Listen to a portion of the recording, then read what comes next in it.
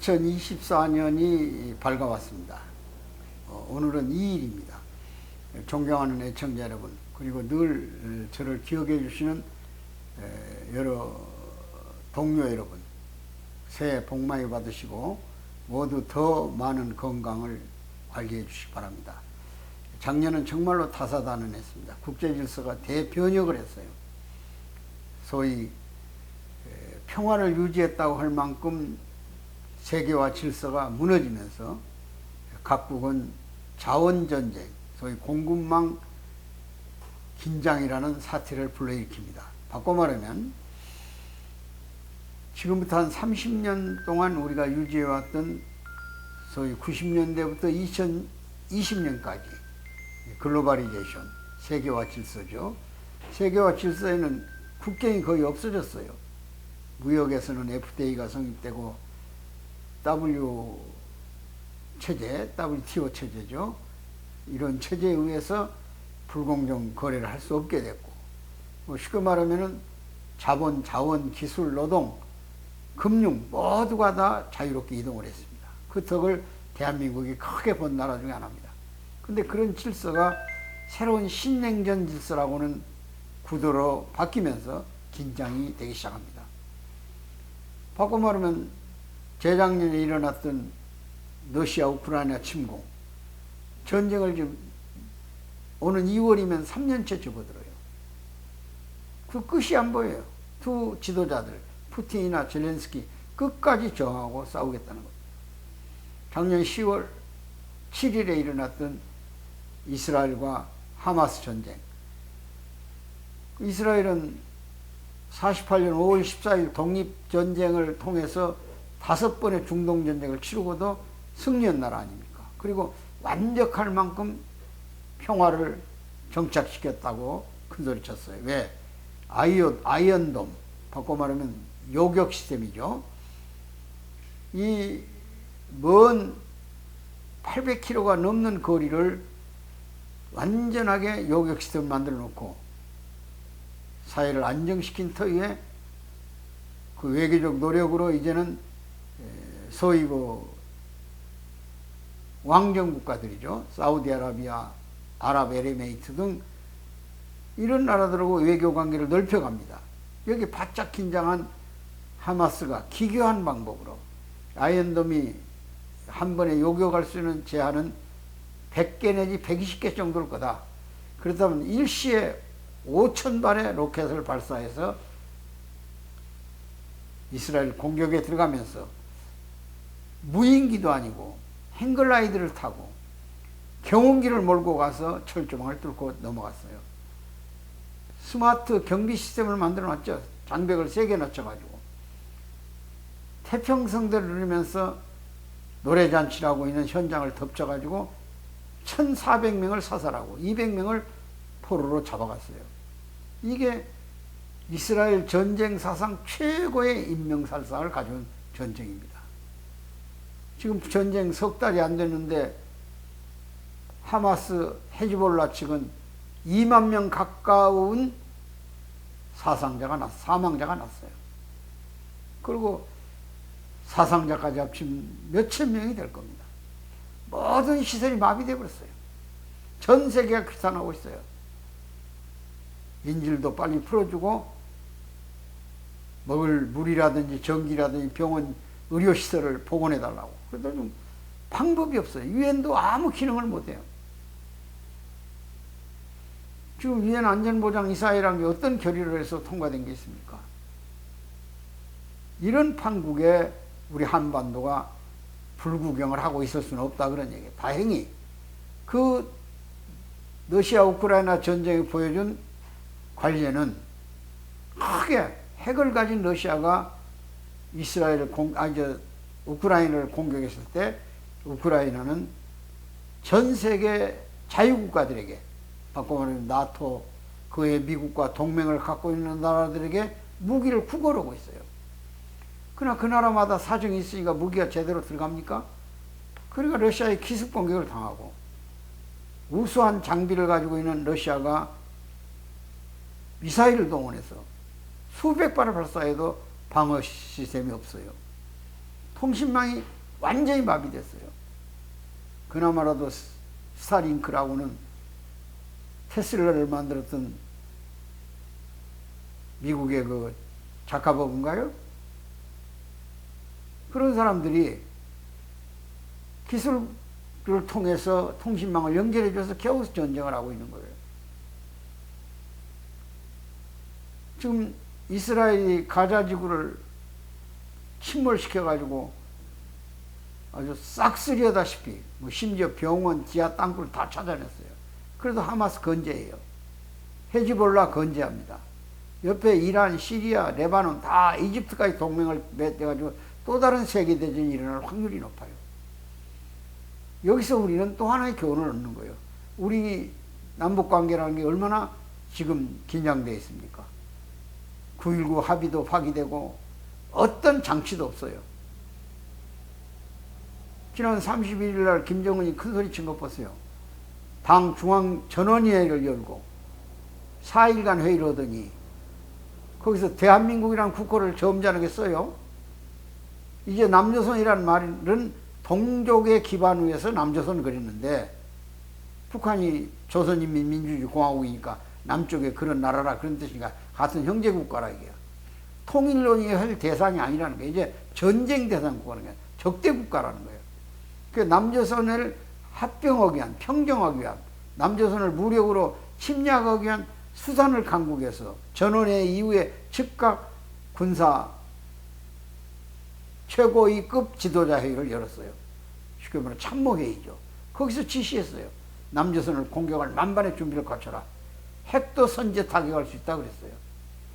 우리 킬체인을 상대적으로 또 우리 한미동맹을 상대적으로 노리고 있는 거죠. 그것을 격파할 수 있는 수단으로서 핵무기마저도 전술적으로 쓸 수 있다 그런 얘기입니다. 이런 위기가 한반도에 왔어요. 여기에 대한 우리는 뭘 우선 해야 되냐 이게요. 자, 세계 질서는 우리 경제까지도 위협을 하고 있습니다.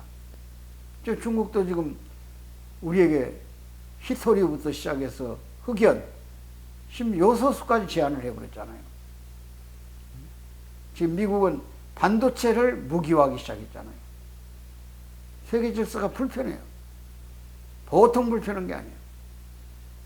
우리는 지금 전략적 무역 관계를 정상화하기가 쉽지 않게 생겼어요. 다시 말씀드리면 중국 14억 시장을 이제 잃어버리기 시작했어요, 우리가. 왜냐, 중국은 작년부터 우리가 무역 적자국으로 돌아서 버렸어요. 미국이 오히려 우리에게 수출 시장에 큰 시장으로 변해 있어요. 세계 질서가 급격하게 변하고 있습니다. 거기에 지금 대한민국은 기후변화의 대응, 우리 전력이 최고로 많이 필요한 나라 아닙니까? 근데 전력 생산을 아직도 30%가 넘게 석탄에, 바꿔 말하면 화력발전에 의존하고 있다 그런 얘기예요. 근데 이것을 태양광이라든지 친화적 생산 요건을 갖추고 원자력을 발전시키기에는 상당한 시간이 필요하고 거기에 자본이 들어가야 돼요. 지금 한국전력이 엄청난 빚덕에 앉아 있어요. 30조. 우리가 전기 비용을 지금 전기료를 더 내야 할 형편이에요. 이런 어려운 환경을 극복하는데 거기에 우리에게 닥쳐온 또 하나의 위기가 뭡니까? 인구 절벽이에요. 출산 인구가 없어 0.7이에요. 1년에 25만 명 인구를 생산합니다. 군대로만 들어가야 할 인구가, 젊은이가 20만 명이 필요해요. 25만 명 남녀 구분 없이 나가지고 20만 명을 뽑아가야 되니까 이제 의무병역제도 바꿔보면 개병제도 끝났다 그런 얘기예요. 모병도 쉽지 않아요. 그래서 미국의 CNA 얼마 전에 방송했어요. 한국은 가장 안보 위협 조건 중에 하나가 병력수의 중단이라는 거예요. 병력수가 줄어들었다는 거예요. 방을 최소한의 병력이 50만 있어야 되는데 그 50만 병력을 유지하기 어렵게 됐다는 거예요. 그렇지 않아도 우리가 세계적으로 이 국가가 소멸될 위기라고까지 지금 인구학자들이 얘기하고 있잖아요. 지금 우리 국내에 봐도 지방 인구가 존재할 가치가 없는 지역이 많아요. 지금 모든 경제 시스템이 중앙으로 집중돼 버렸어요. 지방에는 의료 체계도 무너져 버렸어요. 산부인과 같은 건 없는데 많아요. 예식장은 전부 장례식장으로 변해 있어요. 어떻게 할 겁니까? 내년이면 우리나라가 65세 이상 노인 인구가 30% 육박해요. 초고령 사회죠. 이제 소비 비용이 늘어나는 인구들이에요. 뭐 100세라고 떠들어댈 이유가 하나도 없어요. 건강하지 않으면 나이 많은 게 오히려 침이 되는 거예요. OECD 국가 중에서 노인들의 경제력이 제일 약한 나라고 자살률이 제일 높은 나라예요. 작년 1년 동안에 대한민국에서 고독하게 죽은 사람이 5,000명이에요. 아파트 관리비도 못 내가지고 체납된 비용을 시가, 지방정부가 담당해야 돼요. 장례도 안 치러줘요. 이렇게 어려운 환경을 어떻게 극복할 것이냐는데 정치가 생산적이지 못해요. 그래서 오늘 주제를 사실은 무신분립, 민무신분립이에요. 공자의 정치 철학에서 나온 얘기입니다. 공자는 정치의 3대 요소를 식량, 병력, 그리고 국민의 신뢰 그랬잖아요. 근데 세 가지 중에 하나만 선택을 한다면 식량은 좀 모자라도 되고 병력도 모자라도 되지만 정부가 백성으로부터 신뢰를 잃어버리면 아무것도 유지할 힘이 없다는 거 아닙니까? 그래서 민무신 분립 그랬던 거예요. 국민의 신뢰와 정부는 반드시 같이 살려면 신뢰 바탕 위에 쓰는 것이 쓸 수가 없다 그 말이에요. 그래서 거기다가 제가 정도 정립 그랬어요. 백성의 신뢰를 얻으려면 정치를 정도로 하라는 거예요. 정도. 이게 제일 시급해요. 우리나라가 지금 가장 먼저 해야 된다는 연금개혁도 아니고 노동개혁도 아닙니다. 정치개혁이에요. 정치가 너무 비생산적이에요. 정치가 아무 의미 없는 정치를 하고 있어요. 패거리 싸움하고 있어요. 요즘 신용어로 프레임 싸움. 맹목적이에요. 아무 의식 없이 지지를 해요. 이런 정치가 어디 있습니까? 민주주의가 근대국가를 이루는 데 있어서 사람들이 찾아온 제도 중에 가장 위대한 제도라고 그래요. 그러나 그 제도를 합리적으로 운영하는 나라들의 묘미가 있어요. 미국은 그래도 기독교적 윤리 바탕 위에 프로테스탄티즘이라고 하죠. 청교도 윤리. 그 바탕 위에 민주주의를 정착시킨 거예요. 신을 존재한다는 가정하에서 정치제도가 생겨났다 그런 얘기예요. 영국이 정치의 선진국이죠. 영국의 정치가 청교도 혁명으로부터 시작했잖아요.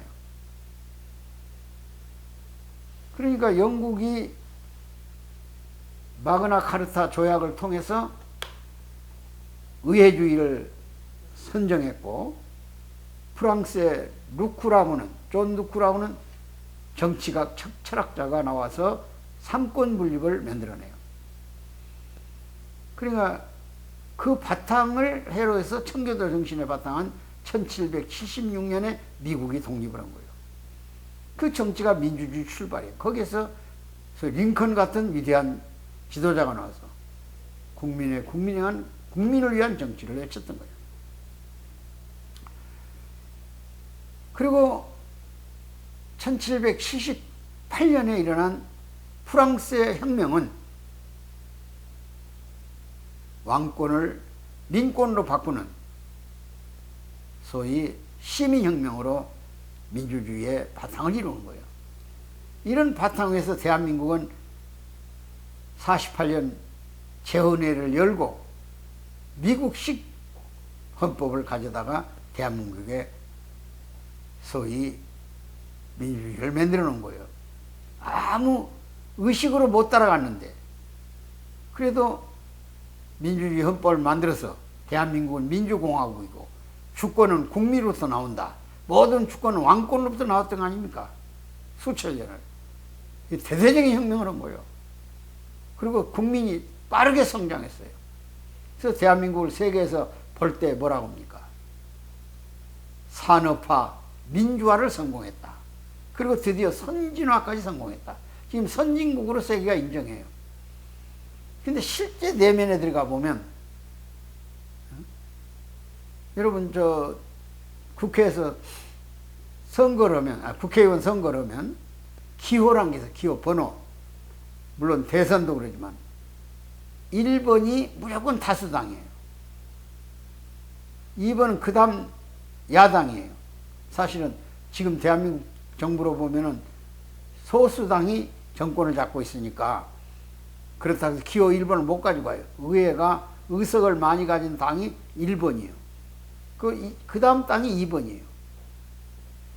얼마나 불공정합니까? 그 사람들은 1년 내내 선거운동을 하는 거예요. 1번, 2번. 누구를 꼽아도 정당의 프레임 때문에 그들의 이데올로기 때문에 당선될 확률을 갖고 있는 거예요. 다른 일반 정치인은 기호 선정에서부터 공정성을 못 받는다 그런 얘기예요. 이게 말이 됩니까? 그러니까 우리가 빨리 정치 개혁해야 돼요. 우리나라 같은 나라에서 생산성이 없는 정치, 국회의원이 너무 많아요. 300명? 너무 많습니다. 그리고 보좌관이 9명씩 따라다녀요. 한 사람 국회의원 앞에 들어가는 비용이 8억 가까이 돼요. 오지금 국회의원 죽어서 저 나라에 왔는데 저승사자가 그 좋은 특혜를 어디다 버리고 왔냐고 부러워하더라는 거 아니에요.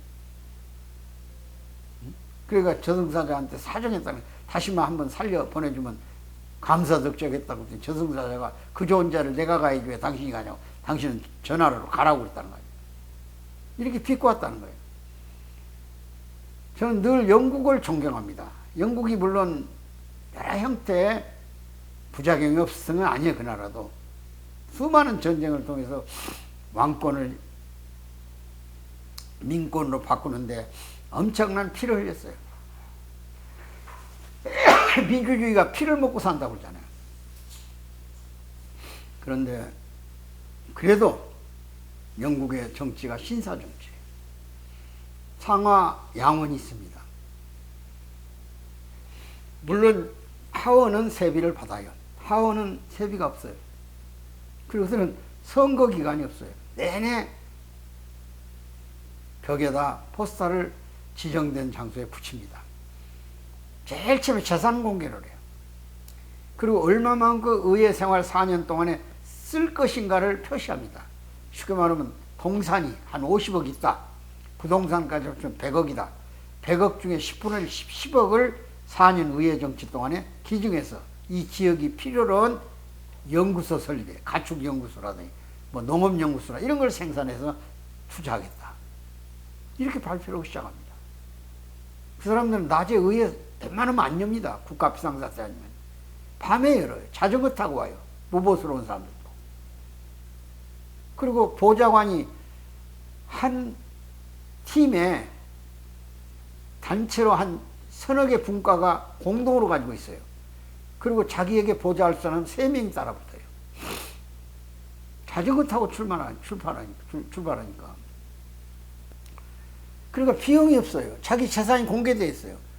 이 사기꾼들 막 당선만 되면 모든 게 면제되는 법망만 피해가지고 이렇게 정치하려는 부정한 짓을 해도 재판기간이 4, 5년 걸리니까 임기를 다 채운다니까요. 대법원까지 판결을 받으려면. 그리고 얼마나 불편한 제도입니까? 이런 제도를 혁파해야 된다 그런 얘기예요. 그래서 정치개혁을 단호해가지고 국민으로부터 투표를 해서라도 국회의원 100명 중 대선거구로 어차피 지역선거가 안 돼요. 왜냐하면 인구 편차에 따라서 당락이 결정되는 경우도 많아요. 그러니까 대선거구 해가지고 뽑고 하원, 우리로 상원이죠. 하원, 상원은 또 선거구를 중간 선거구로 만들어서 일개 도에 한 2명씩 뽑는다더니 광역까지 해서 2명씩 뽑으면 한 50명 될 거예요. 그렇게 해서 세비를 현실적으로 낮추고 맨날 파업하고 쟁투할 때 입법 전문기관들이 법을 만들어서 합의를 통해서 만들어내고 행정부는 그걸 집행하고 사법부는 공정히 관리하고 이렇게 해서 삼권을 잘 살려나가는, 영국이 여왕을 두고 있고 일본이 천황을 두고 있잖아요. 그건 국가라고는 전체를 철저한 애국심의 바탕에서 국가를 지키면서 그 안에서 법 테두리에서 정치를 하라는 거예요. 이 통치 가지고 되는 거 아니에요. 북한의 김정은처럼 통치가 돼도 정치가 안 되면 영원 인간은 서야 자리가 없는 거예요. 북한에 무슨 자유가 있고 무슨 이동 자유가 있어요. 무슨 정치 발언할 수가 있어요. 그들의 지금 탈북자들 얘기 들어보세요. 얼마나 처참한가. 토대로부터 물건 늘어져요. 항일 빨산 토대냐 백수산 토대냐 이따고 치닫고 있어요. 지금도 3대 세습을 하고 있잖아요. 그런 통치 밑에 북한에 무슨 인권이 존재할 이유가 있어요? 인권은 하늘을 전제로 나온 겁니다. 천부적 권리, 생존권, 자유권, 집회 결사권 이런 거 다 인권이 천부적, 재산권까지도 이런 것을 전부 부정해버린 집단이 저 집단이니까 마음대로 죽여버리죠. 공개 처형하고 말이에요. 이런 동포가 북한 땅에서 시달리고 있는데 죽어가고 있는데 우리가 자연스럽게 살 수가 없어요. 그래서 정치개혁해가지고 지금 세계가 급격하게 변화하고 있어요. 지금 인공지능이 천단에 깔려서 로봇 산업이 대세를 이루고 있고 에너지 혁명에 의해서 전기차가 주종을 이루고 있어요. 수소차가.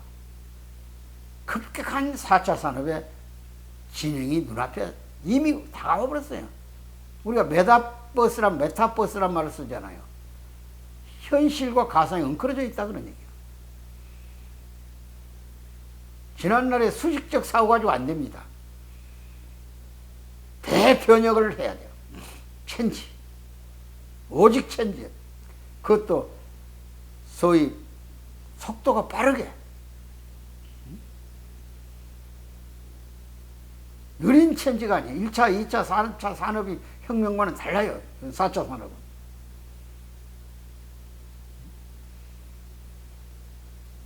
지금 급격한 변화를 어떻게 극복하고 기후 문제, 인구 절벽 문제, 공급망 문제, 세계 질서 재편 문제 이런 것을 뚫고 2024년 청룡해 60년에 돌아온 해예요.